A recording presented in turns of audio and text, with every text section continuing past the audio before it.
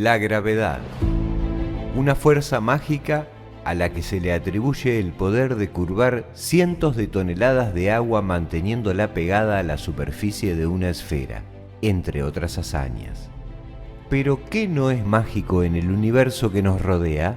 Tal como afirma Iru Landucci sobre esta ley que nos gobierna, lo único observable respecto de la gravedad es que los cuerpos caen.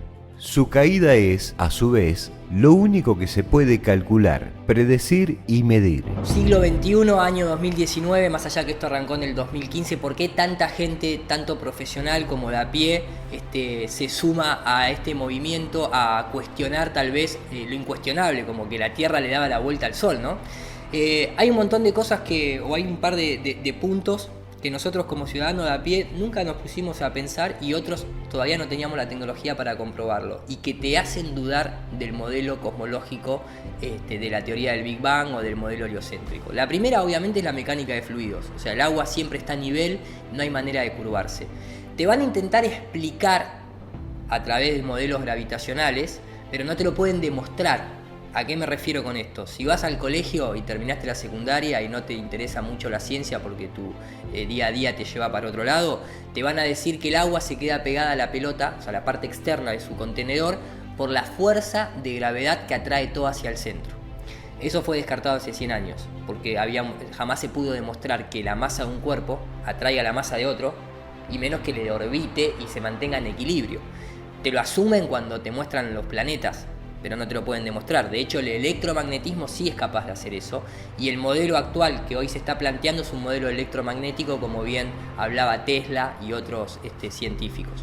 Hoy en día existe el proyecto Thunderbolt Project, que es una gente de astrofísica, ingenieros y demás que se dedican a hacer un estudio profundo demostrativo de cómo la electricidad y el magnetismo son las dos caras de una misma moneda, pero que realmente explican el modelo del universo que nosotros podemos observar desde acá. Obviamente no son terraplanistas, pero los terraplanistas no nos cerramos a las investigaciones, tratamos de integrar, nadie tiene la verdad absoluta aquí.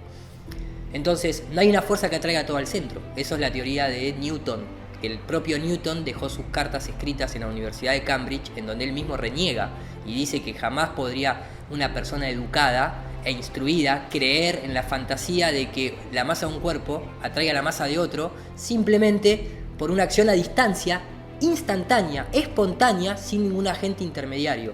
Y ahí es donde entra toda esta cuestión de una palabra tabú en la ciencia moderna, que es el éter.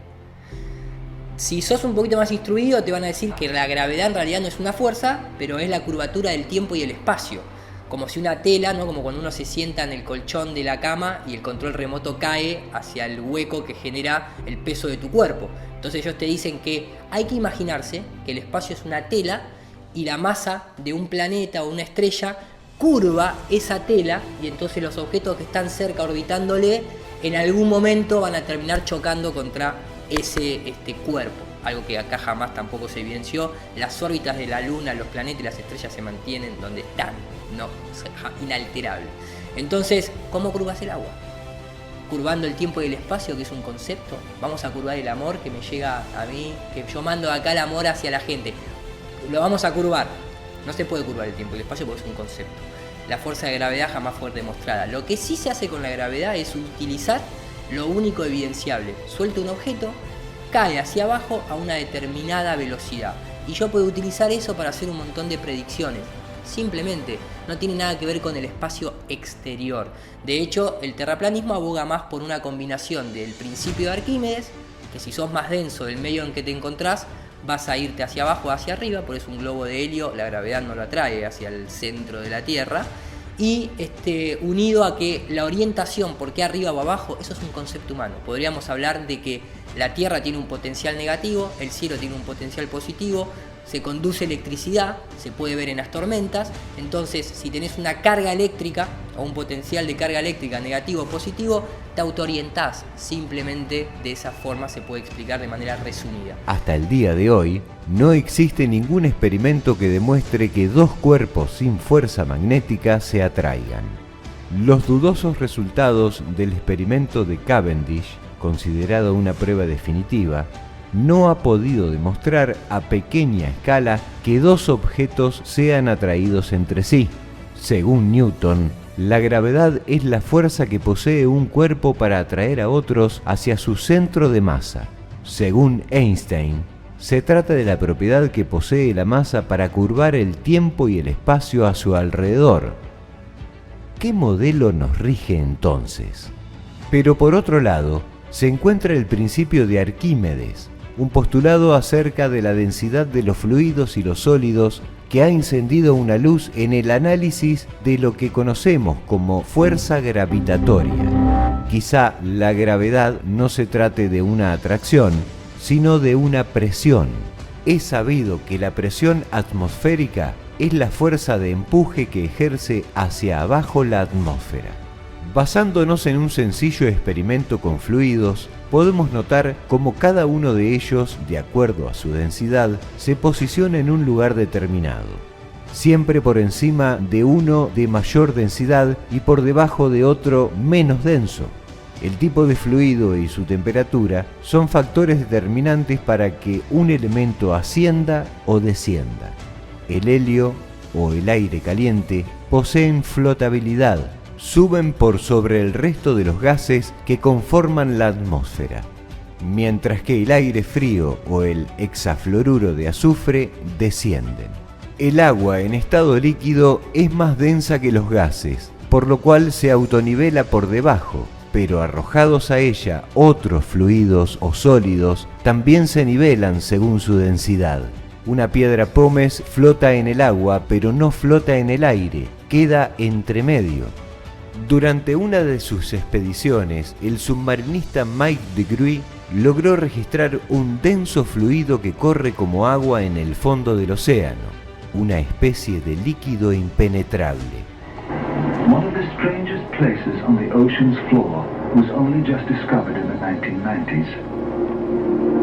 And Mike DeGruy is one of a handful of people to ever see it in person. Without a doubt, one of the most amazing things that I had ever seen in the bottom of the ocean. It was while filming for Blue Planet. It was in the Gulf of Mexico. And I noticed there's something out in the distance. Couldn't tell exactly what, but it looked like a dark band. And as we approached it, the dark band became a donut. I saw this donut that was black in the center. What the heck is that? And so as we get closer and closer to it, I noticed that the black band had what appeared to be kind of steam over it. And then I looked, and there was water lapping against the shoreline. This band was a ring of mussels. And inside the ring of mussels was a lake. And it's like, wait a minute, I'm already underwater. We went out over the water in this lake and tried to descend in it and bounced off. It was so super saline and dense that the submarine couldn't go down in it. We literally bounced off, and as we bounced off, we sent ripples heading back to the shoreline.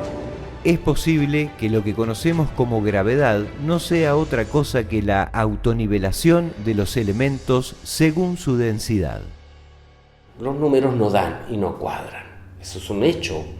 Tratemos de entender por qué no cuadran. Después, para mí, entra, y como buen constructor y arquitecto, la mecánica del agua. Es decir, tú te das cuenta que el agua mantiene siempre el agua en grandes proporciones. Una gota tiene una forma esférica, pero tú no puedes reproducir una gota de este porte, ¿cierto? Y que se mantenga cohesionada y esférica. Y entonces el agua, y los constructores lo sabemos. Yo tengo entre las personas que me visitaron en Madrid un maestro constructor experto, es un albañil de primera, ¿ah? Me dijo, Guillermo, yo he hecho experimentos con mangueras, constatando, y el agua aquí y el agua a 2000 metros siguen estando a nivel. ¿Qué es el nivel? El nivel es una línea recta horizontal. ¿Y qué es la horizontal? La perpendicular a la vertical, ¿cierto? La línea del horizonte separa el cielo de la tierra y es una línea recta, no es un arco de circunferencia, ¿ya? Entonces, además de que se mantiene a nivel, ¿cierto? Y está constatado en el lago, en el Salar de Uyuni, en el lago Baikal, en el lago Balatan, en el lago Big Bear, en el litoral de Santiago, acá en la desembocadura del Río de la Plata, tú puedes constatar que el agua está a nivel y está horizontal. Ese es el segundo argumento. La mecánica del agua, entonces tenemos geometría pitagórica.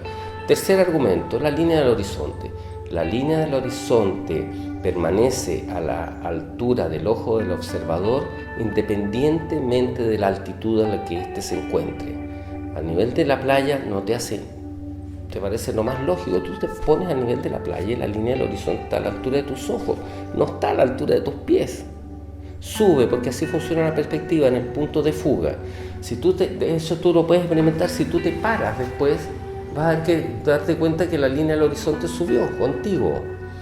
Si estás en una azotea, lo mismo. Si estás en la alta montaña, lo mismo. Y si estás en un avión y observas, la línea del horizonte permanece a la altura de tus ojos. El tema está que si tú haces un arco de circunferencia de 40.000 kilómetros de perímetro a escala, trazas una vertical, trazas una perpendicular en el punto de tangencia y lo elevas 10.000 metros, aunque fuese así a escala, y esa fuese la caída de curvatura, si yo estoy aquí, que es el avión, ¿dónde debería haber la separación entre el cielo y la tierra? Abajo. Y eso no sucede. Y los globos aerostáticos de alta presurización, de investigadores independientes, que por supuesto tendremos que después tal vez nosotros realizar nuestros propios experimentos, ya lo hizo ARFLAT, lo hizo IRU con el equipo de ARFLAT, a 30.000, 40.000 metros de altitud muestran el horizonte plano, recto y plano, y todo indica que la altura de esta está a la misma altura del lente de la cámara. De nuevo tenemos una gran inconsistencia con el modelo que nos enseñaron. Bueno, por supuesto que esto es un camino arduo, no es fácil. ¿Por qué? Porque las personas muchas veces se identifican con las creencias. Entonces las creencias, sobre todo las creencias más fundamentales, pasan a ser parte de la personalidad. Y cuando alguien pone en jaque alguna de esas creencias, la persona lo siente como un ataque personal. Entonces, el que quiera entrar a este camino, indefectiblemente va a tener que transitar un duelo, despojarse de las creencias que cree tener, valga la redundancia, y retomar el espíritu crítico, y puede entrar por diferentes lados. Si me preguntas a mí personalmente, y creo que se pueden sentir identificados muchos colegas o muchos científicos sociales que estén escuchando la entrevista, a mí me llamó mucho la atención la parte antropológica del asunto, que es el tema cosmológico, de que en la antigüedad, todas alrededor del mundo, todas las creencias y todos los conocimientos que tenían estaban basados en una tierra plana, estacionaria. Eso a un antropólogo, a un sociólogo, a un científico social, de por sí, ya eso debería ser un ruido importante. Esa es una puerta de entrada muy interesante. Y después, dejarse llevar también por cómo uno va relacionando los temas en la cabeza. Es muy interesante también entender los protagonistas que están detrás de las supuestas instituciones objetivas. Me ha pasado de hablar esto con científicos más del lado de las ciencias exactas o ingenieros, y tienen un latiguillo que es: no importa quién lo dijo, lo que importa es lo que dijo. Y eso yo lo contrastaría siempre con quién lo dijo, la historia, el contexto, la biografía del personaje, quién lo dijo y quién lo financió. Entonces, cuando uno empieza a entender las relaciones entre los protagonistas en el backstage de las teorías que proponen, aparece un mundo absolutamente apasionante, porque se relacionan muchas veces hasta sanguíneamente. Entonces eso es otro hilo muy interesante para desarrollar, y por supuesto también hay que adquirir muchísimos conocimientos que lamentablemente por nuestra formación, y por eso que hablaba hoy temprano de la especificación, dejamos de lado muchas otras cosas que para entrar en este tema tenemos que adquirir conocimientos básicos de física, por ejemplo, o de matemática, que hay que adquirir para tener herramientas y poder entender, uno, qué es lo que se está hablando y cuáles son las explicaciones a determinados fenómenos.